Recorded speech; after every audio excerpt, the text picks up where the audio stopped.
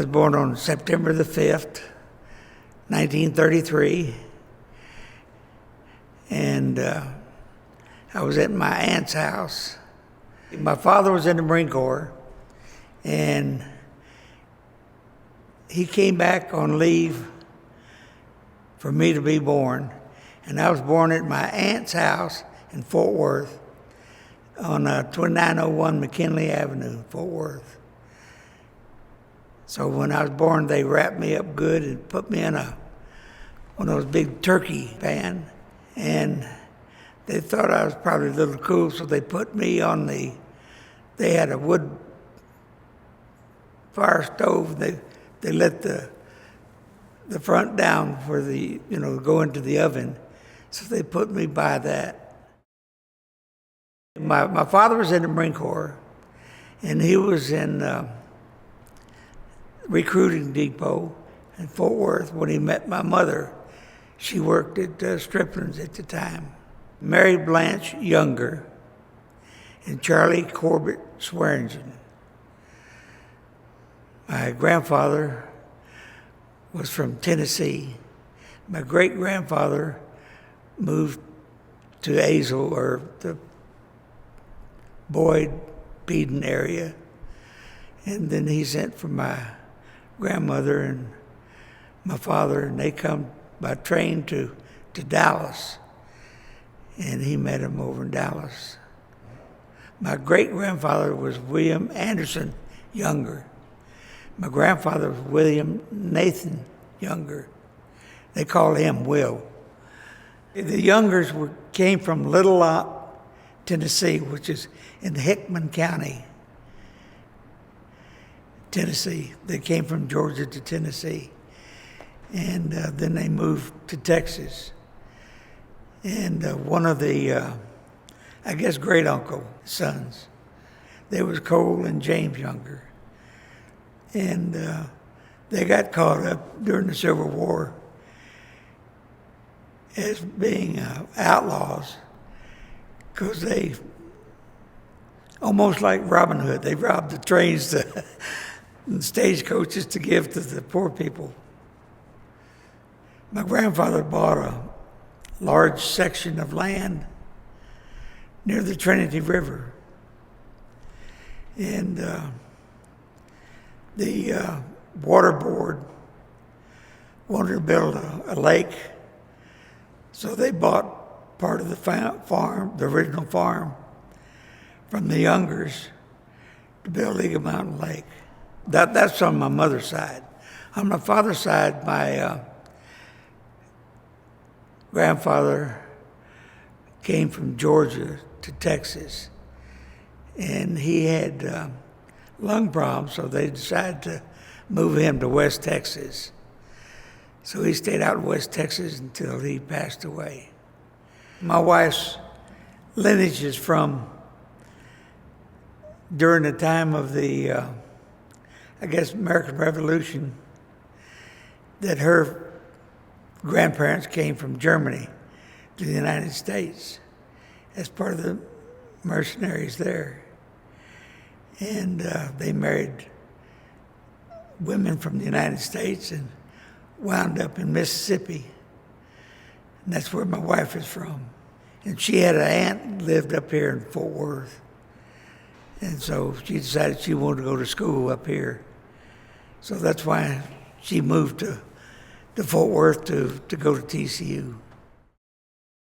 My father, like I say, he was raised up around Trinidad, where his oldest sister lived. And they had a big farm. He joined the Marine Corps in 1917 and retired in 1947. We moved to Azle, lived on Church Street, right next to the Methodist church. And Bob Hampton lived across the street. So after I was born, my father went back to go overseas for a while. And I lived in Azle until I was about 5. Then my father came back, and we went from Azle to Quantico, Virginia. And I stayed there. He was transferred to the Navy Yard in Washington, D.C., so we moved to Washington. Then he was transferred during World War II to Camp Lejeune, and we moved from Washington, D.C. to North Carolina. Stayed in North Carolina until my father was getting ready to retire. And so we moved to Jacksonville. And my mother come down with cancer, so she wanted to be home. So we got everything together and brought her to Azle, where all of her folks lived. She passed away in 1952, and she's buried out at the family plot where my grandfather and grandmother all were buried. I was, 18. I spent my last half my senior year on Northside High School in Fort Worth. So then I went to move over to my aunt's house. She had an extra bedroom, so I stayed there. I had a brother, older brother. I was the youngest, and he went into the Marine Corps. In 1943, they were drafting young men, and he was drafted, and he went into the depot where they were processing, and it just so happened one of the processing sergeants knew my dad, and he said, "You don't want to go in the Army, so you want to go in the Marine Corps." So they put him in the Marine Corps, and he stayed in the Marine Corps for 30 years. I was drafted in the Army. I didn't have a chance to go in the Marine Corps. So I went to radar school in Fort Bliss, and I got orders to go to Fort Sill. And I said, they don't have any radars over there. So sure enough, I got to Fort Sill and found out that they had the atomic cannons there. So we had a radar unit that tracked the projectile out. It shot a projectile with atomic energy in it. The cannon could fire up to 18 miles. But to find out where it went, normally in artillery you have sound and flash people, forward observers to find out where the impact area was. So we used the radar to track the projectile out and plotted it to see where it went. And stayed there until 1954. And then we were assigned to go overseas to Germany. We were stationed in Bad Kreuznach, which was during World War II, it was a German depot for their military. So it was what they call a concern. It was a fully enclosed military outpost. I wanted to go to Berlin, but the Russians had blocked off Berlin. So since I had top secret and all this sort of stuff, they said I couldn't go. I got out of the service in 1955, and I wanted to go to college, so I spent the summer just trying to find a job. I finally found a job at Norman Radio Company in Meacham Field in electronics. So the next semester come up, I decided to go to TCU. A good friend of mine was showing my wife around TCU. She was going to go to TCU at the same time. So we met there, And we didn't see each other the whole semester after that. But she worked at North Fort Worth State Bank. She was executive secretary to the vice president. So I happened to wander in the bank, and she saw me. So she come up, and we got acquainted again. And then we dated for a while. And I decided she was the woman for me. So we decided to buy a house somewhere. So since I was working at General Dynamics and things were getting kind of shaky during that time period, I figured, well, I could work in Fort Worth or Arlington or Grand Prairie or Dallas or whatever and still be able to commute. So we looked in Hearst and found a builder that we liked. His name was Mayo Vic. And he said he'd build us a house. So we found a small lot to put a house on. And in January of '59, we got married and moved into the house. We've been in there ever since. We had 2 girls, and the oldest one was Charlene, and the youngest one was Rachel.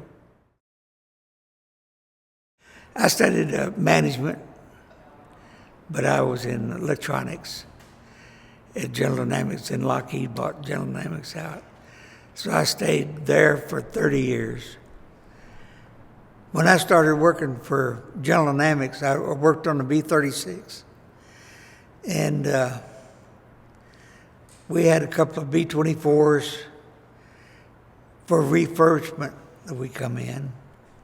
I had an opportunity to work on all of the electronics on the B-36. And one of the cool things was you can go from the forward cabin to the rear cabin in a tunnel. So they had a little cart that you could lay on and pull yourself down the tunnel to go to the other areas. And then we started building the B-58 from scratch. And then we built the F-111, and now they're building the F-16. I was going to the post office, and it was in the winter, and the front steps were slick with ice, so I fell down, and Bill Souter come out, and he almost had a heart attack because he didn't know what happened to me. So he was a postmaster, so we got well acquainted that way.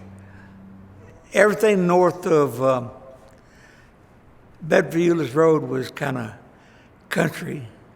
Most of the, what you call the business of Hearst, was on Highway 10, which is, we had a Piggly Wiggly store and Myers department store there in a shopping center. And that was about it. I think a lot of the citizens wanted a theater.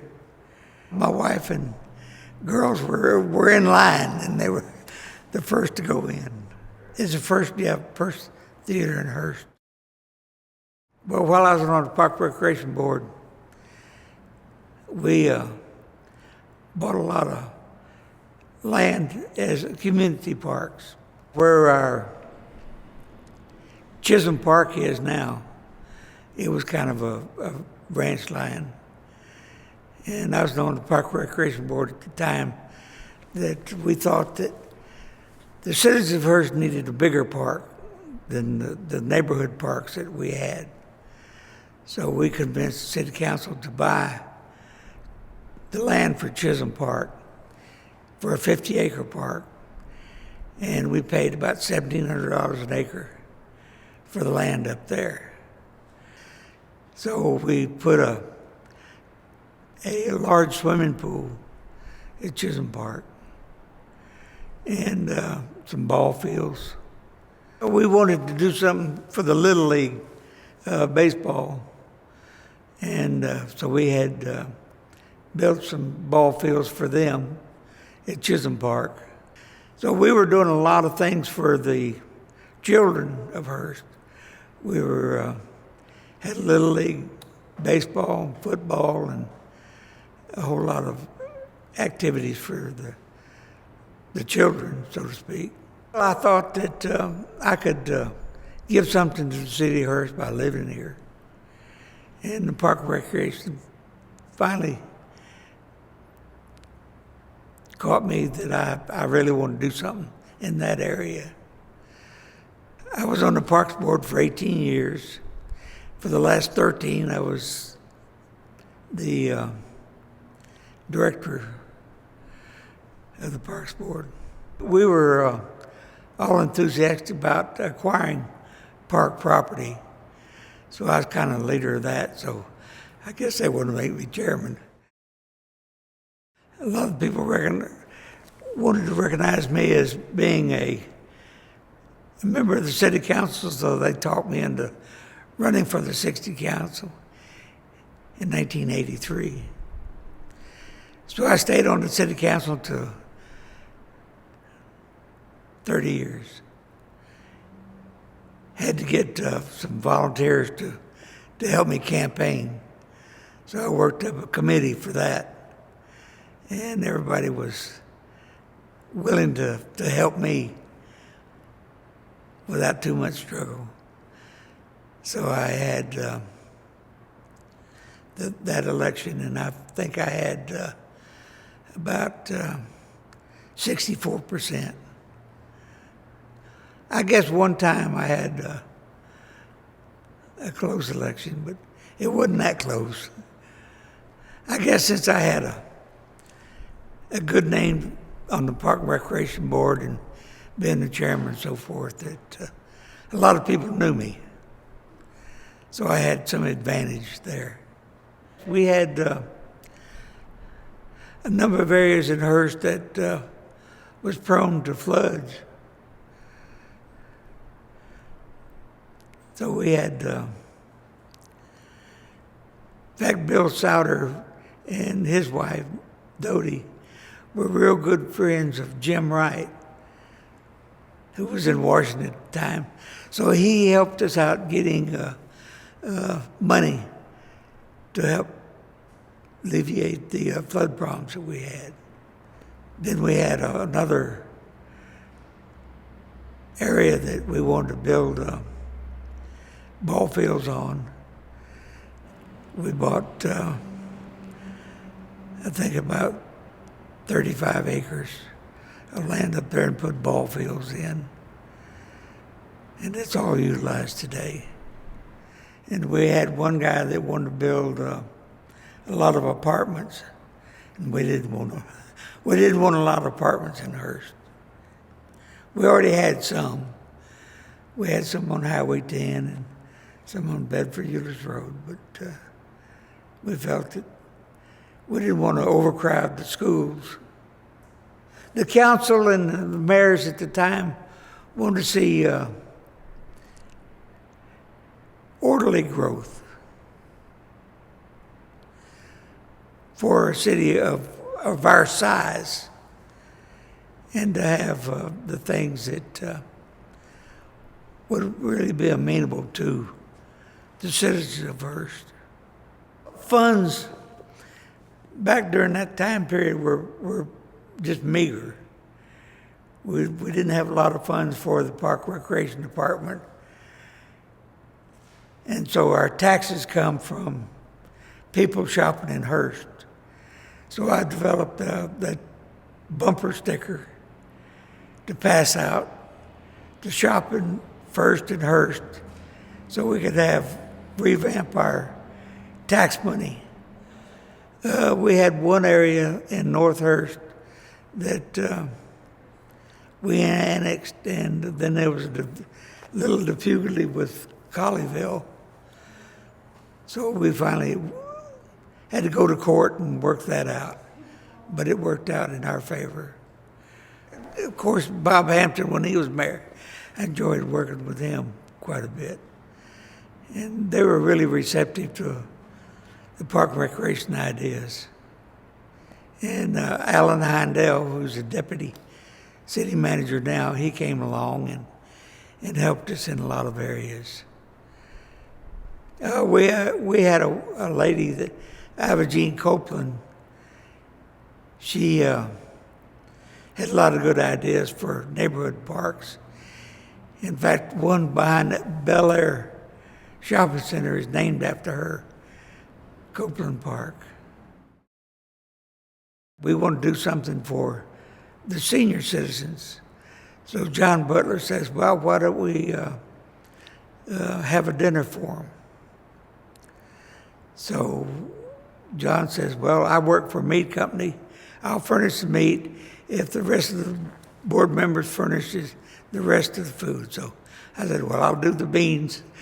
And then somebody said, well, they do the cornbread and so forth. So the first year, I think 1965, we had probably 100 people to visit the senior citizen dinner. So through the years, it's grown to over 900 for the senior citizen dinner. But since then, the city of Hearst kind of took over, and we had Coburn's to furnish the food. The senior citizens, I guess, talked the council into building a recreation center down here. Since I came from the background of the Park Recreation Board, I was more interested in what happened for recreation for the children and the senior citizens. So the city council decided to do something more for the seniors.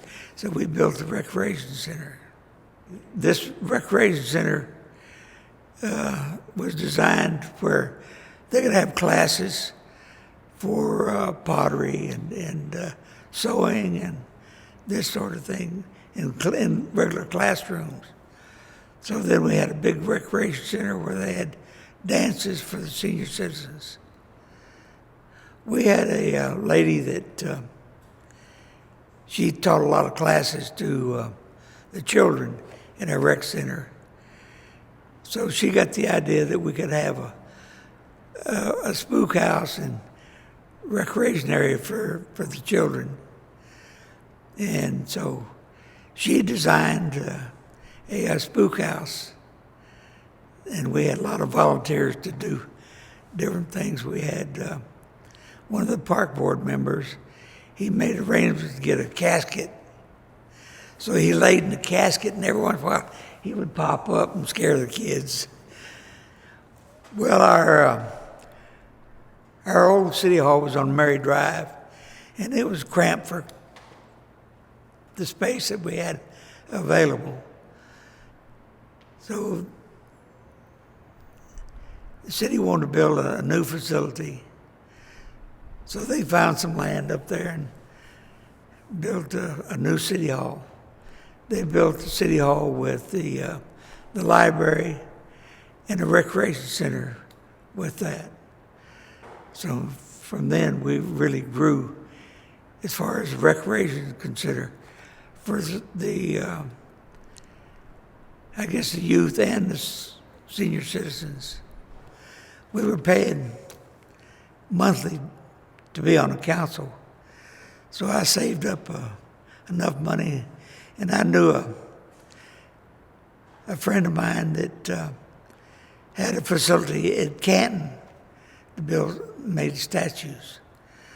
So I contacted her and see if she would do something for me. And she come up with the two ideas for the city, like of children reading books for the library. So I said, okay, let's do it. So I paid her the money, and she made sure that they were developed. Convention Center was one of the things that I had tried to promote for a number of years. The three cities didn't have a way to really get together and have a big get-together area. So I've been promoting our conference center for that, and the city decided to build a conference center. The only place that we could go for a big facility was at Grapevine Convention Center, and that was out of our territory. We needed something in our area to accommodate banquets and large meetings for large groups. Well, that's just a key to symbolize that you can go anywhere in the city of Hearst. I hadn't found a place to put it, though. I guess they gave me a banquet and a recognition for me being 30 years on the council. I had a lot of citizen support to do the things that I wanted to do on the Park and Recreation Board and the City Council. We have the same house that we built when we married in 1959. Actually, the house was built in 58. So we moved in January 59.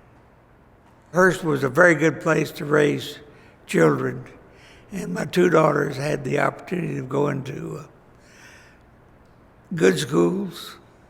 They were recognized as good schools.